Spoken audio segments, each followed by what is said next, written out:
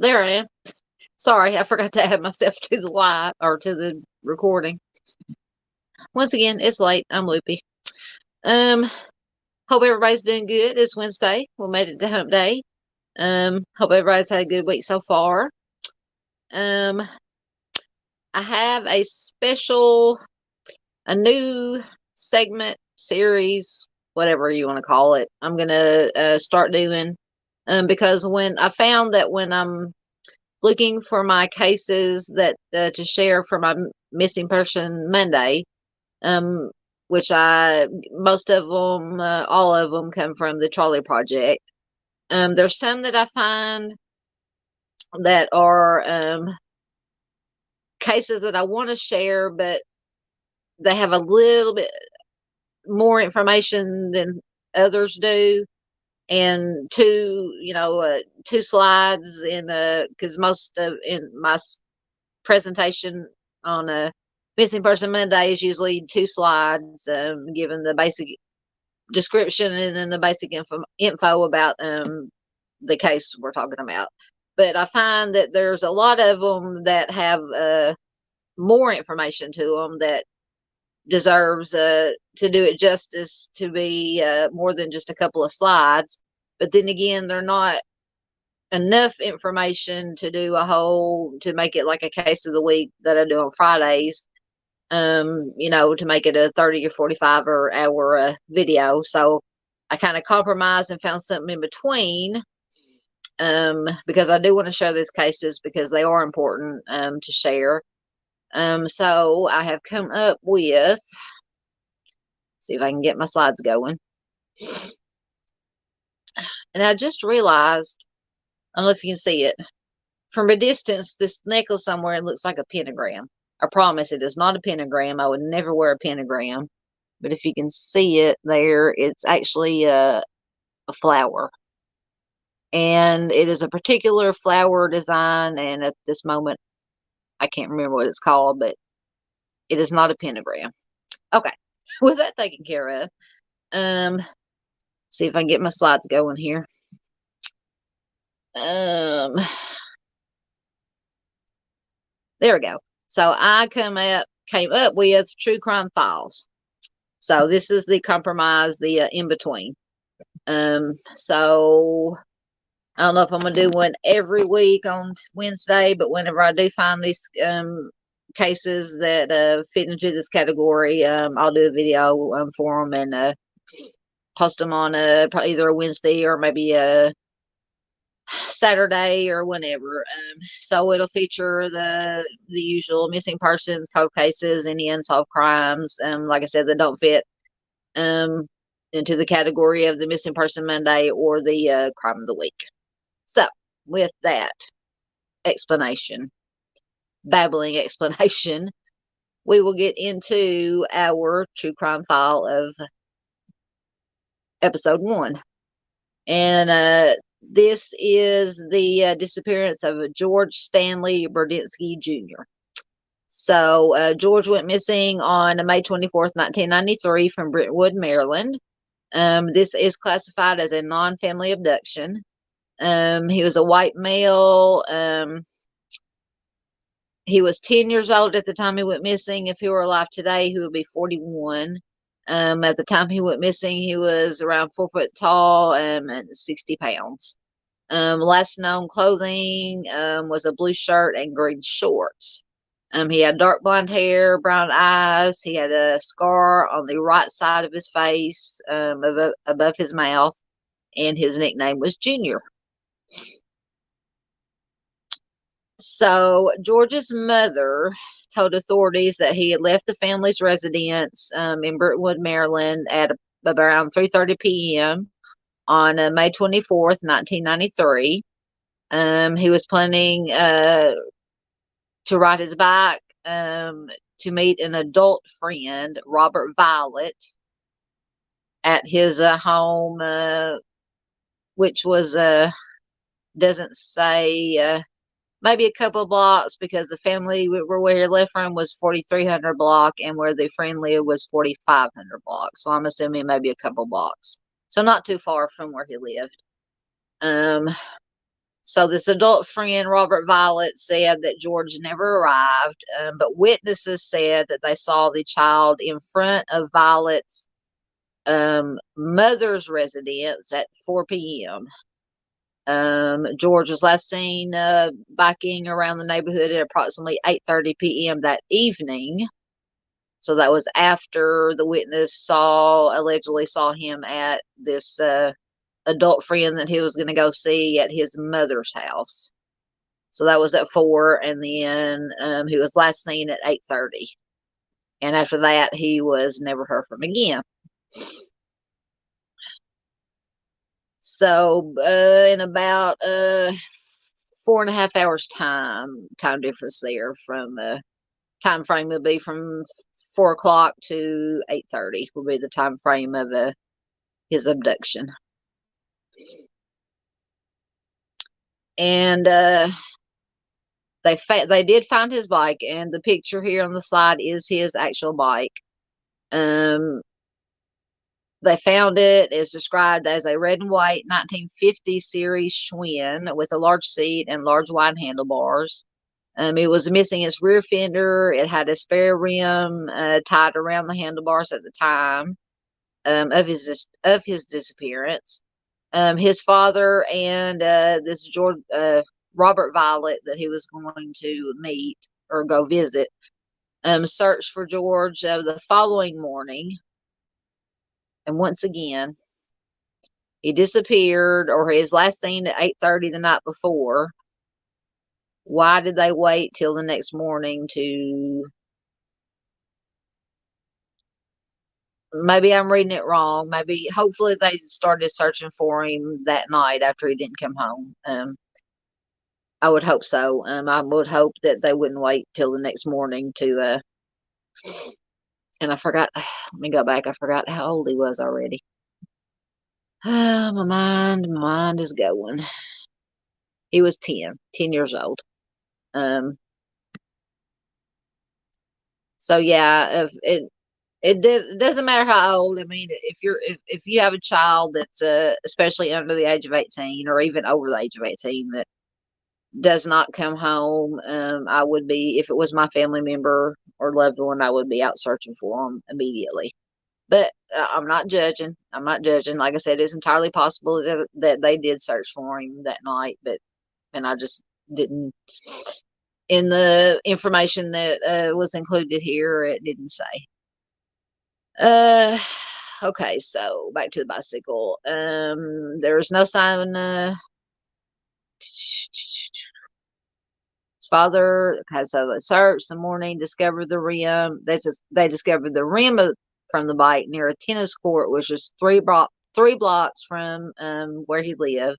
There was no sign of George at the scene, and his bicycle has never been recovered. Okay, so the only thing that they found was the rim that they said was tied around, a spare rim that was tied around the handlebars, but they did not find the actual bicycle. Okay, so that's strange, interesting to keep in mind. So they had one lead in the case involved two suspects who were connected to a child exploitation ring in the Mid-Atlantic United States. Maryland law enforcement and the FBI discovered that the suspects utilized the internet to further their CSAM ventures. The individuals, Stephen Leak, who was also referred to as Bruce Leak, and James Kowalski Jr. and Joseph Lynch, were never charged in connection with George's disappearance, but the FBI did begin an investigation that focused on CSAM as a result of this failed lead. So even though they didn't link these three individuals to George's case, they linked them to other very, very bad stuff. All right. So apparently the FBI had a program I'm assuming it's still in existence because this article that I got this information from was from 2020. So they have a program called Innocent Images, which they started in 1994, and it works to prosecute suspected CSAM on the web. George's mother testified at Lynch's trial, which is one of the three individuals we were talking about earlier, saying that her son George visited Lynch's home on Varnum Street with his friends in 1993. And I believe that is around the time, maybe the same year he went missing. Authorities believe that Kowalski, Leak, and Lynch assaulted two of George's friends the weekend prior to George disappearing. Kowalski stated that he was not aware George was missing, but investigators discovered he videotaped news footage of George's case at his home. So, bunches of red flags there. The three men were eventually convicted of assault unrelated to George's case. And Kowalski and Leak are still incarcerated, but Lynch was released. Don't know why. He did very, very bad stuff. And to me, I've said before in my other videos, there's a special place in hell for people that have an interest in children. Let's just put it that way. All right. So in March of 2002, investigators announced that they were focusing on another individual whom they believe may have harmed George in 1993. They did not publicly name the suspect, as the case is still under investigation. Now, this was in 2002. I didn't go back and research to see, because this is 2023 as I'm recording this video. I did not go back to look to see if anything ever came of this investigation, but I will look into it, and if there's any other information I find, I will bring it to you. The information received by investigators reportedly does not involve any of the convicted persons that I'm assuming that the three that were mentioned earlier. All right, so this picture is an age progression of what George could possibly could have possibly looked like at the age of 37. So in 2004, there were reported sightings of George in Boston and Northborough, Massachusetts. Witnesses recognized him by his scar on his face and said he appeared to be homeless. He may have been with a group of people selling magazines or coupon books door to door. Two detectives from Brentwood traveled to Massachusetts to investigate the sightings, but they were unable to locate this individual or determine whether or not he was actually George. And this gentleman has never been identified. Obviously, George's case remains unsolved. So if you have any information about George, his disappearance, anybody you may have seen, please, you can contact the Prince George's County Police Department at 301-772-4925, or the FBI at 202-324-3000. All right, so that was our first episode of True Crime Files. So that was, 15 minutes. That's what I figured, 15, 20 minutes for these little abbreviated cases. So please, I will put a link to all the information sources in the description box. Please like the video, share the video, comment on the video, to help get the information out about this case, because the more people that see it, the better. That is the goal of my channel, is to get the information out. In my little little bitty corner of YouTube world, help get the information out about these cases, to keep the victims in the spotlight so that they are never forgotten, which is the mantra of my channel. The motto of my channel is never forget. Be a voice for the voiceless. So, if, like I said, if you found this video interesting, informative, please give it a thumbs up. That also helps too, to in the YouTube algorithm, to push it out to more people to see it. Also, if you like what I do here at Southern True Crime, which obviously I cover missing persons, cold cases, some current true crime in the news, if that's something that would interest you, please consider subscribing. Hit the notification bell to all so you won't miss when I upload new videos. I upload 2 to 3 times a week. Mondays, I have Missing Person Monday. Fridays, I have my case of the week. Wednesdays, I'll have if there is any current true crime breaking news, I will bring it to you, and I'll be doing more of these true crime file videos, or just anything true crime related. I think on Sundays, or maybe every other Sunday, I'm going to start doing a live stream. Try to get practiced up on my live streams, because I've done 3 so far, which doing a live stream is really no different from my recordings, because I do not edit any of my recordings, so what you see is what you get, mistakes and all.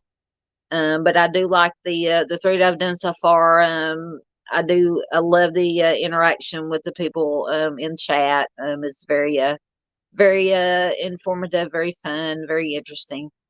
So this Sunday, I think I have one planned for around noonish. So please, if you're available and would like to tune in, and I got some information on an upcoming video series I'm working on, and then it's just a open forum chat. We can talk about any kind of true crime related subject you all want to talk about. I'll have some presentation put together for a jumping off point, but it usually, like I said, we can discuss anything true crime related. So until then, I'll quit babbling. It's very late. As usual, when I do these videos, it's very late and I get loopy. So thank you very much for watching. So until next time, please take care of yourselves. Be careful out there. Take care of each other, so we can all make it through this life safely. So I will see you later. Thanks for watching. Bye.